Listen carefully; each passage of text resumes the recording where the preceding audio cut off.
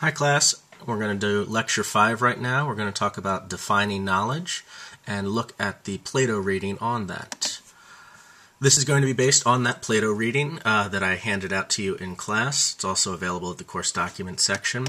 It's also going to be related to pages 50 to 53 of our textbook. Now, the philosophers out there give us a fancy title to the study of knowledge. They got this fancy word called epistemology. Means nothing more than the study of knowledge. This is probably the first and last time you'll see me use the word epistemology, but if you care, lots of people seem to. It's a Greek word, has two roots to it. Epistem means knowledge. Ology means the study of something, like biology is the study of life. So that's what epistemology is. Now, there are several philosophical issues surrounding the study of knowledge. We're only going to be discussing two this semester. The first one that we'll talk about today is, what is knowledge? We're going to try to analyze the term, get a little bit deeper, look at proposed definitions of knowledge, and in particular look for necessary and sufficient conditions. In order to know something, what conditions must be met? What conditions are enough to meet in order for you to know something. We're also going to look at the value of knowledge, why we would care about such a thing as knowledge. The other thing we'll be talking about next week in our other lectures is, do we know anything? And this is the challenge of skepticism. Skeptics claim that we don't know anything about some particular domain. We'll be doing that with our René Descartes reading. So, just a little bit of a preamble. All right, so let's look at that first question first. What is knowledge? There's just lots of stuff that it seems like we know, so maybe the best starting point is to just take some common sense examples of stuff it seems we know and see if we can figure out what all these things seem to have in common. So here are some examples. Water is H2O, the chemical, two hydrogens and one oxygen, that molecular structure, bond together, whatever. Another claim, I own shoes. Barack Obama is the president. 3 plus 12 equals 15. This is all different types of knowledge. There's personal knowledge. There's knowledge about what's going on in our country. There's math knowledge. There's this kind of scientific type of knowledge. The sun will rise tomorrow. What goes up must come down. Those sorts of claims. There's historical knowledge. Edgar Allan Poe was a poet. And there's just sort of basic practical knowledge. Wawa sells Skittles. If you want to go get Skittles, that's a place to go. So, all sorts of things that seem like common sense tells us we know this type of stuff. What does this stuff have in common, though?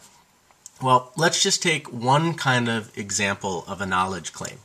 And I'm just going to use a random example. Stacy knows that water is wet. Not too exciting a claim, but whatever. Generally, in the philosophical literature out there, we talk about this in terms of S knowing that P, where S stands for a subject. In this case, our subject, our particular person, is Stacy. Knowing that P stands for some particular proposition. The particular proposition we've got here is water is wet. So what does it take for Stacy to know this proposition? What does it take in general for a subject to claim knowledge about some particular proposition or statement or claim, whatever have you? All right, well, what has she accomplished? What must be true in order for Stacy to know that water is wet? Let's start listing some possible necessary conditions, and then we'll evaluate them in turn. One common necessary condition is truth. In order for Stacy to know that water is wet, the proposition water is wet must be correct. Water must actually be wet. That seems like it makes a little bit of sense. Let's talk a little bit more about what I mean by truth.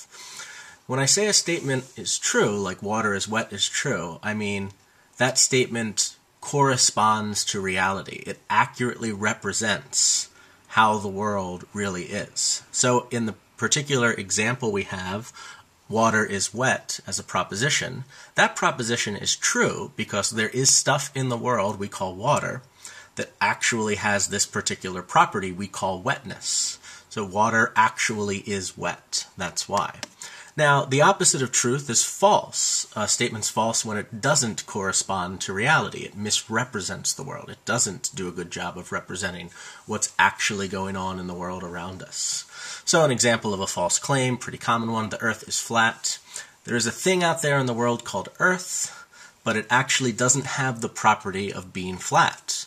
Instead, it has a different property of being round. So that's why that statement is false. It misrepresents what's actually going on in the world around us.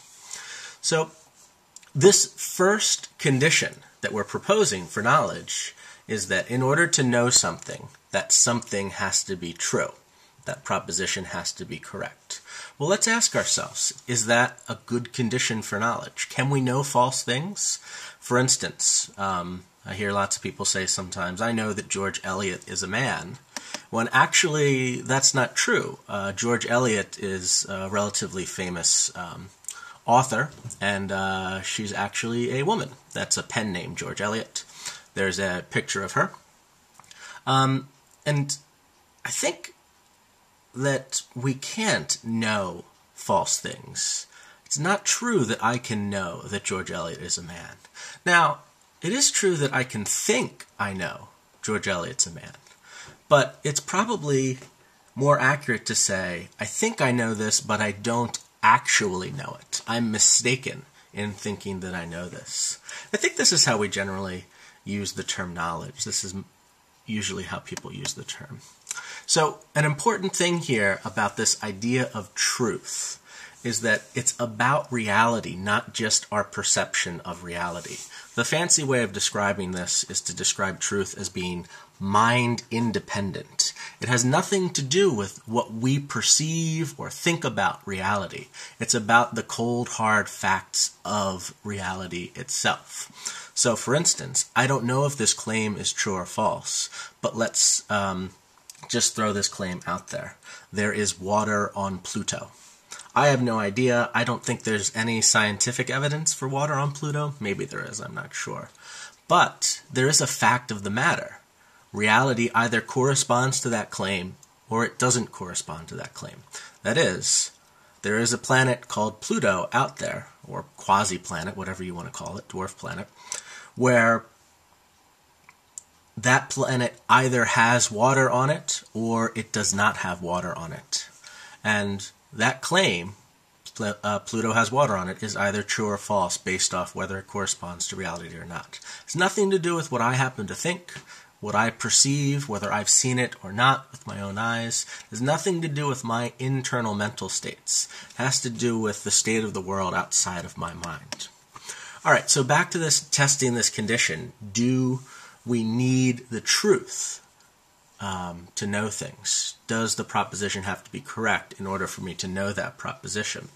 Well, ask yourself, and this might be a good time to pause and think, can you think of an example of a false statement that someone knows?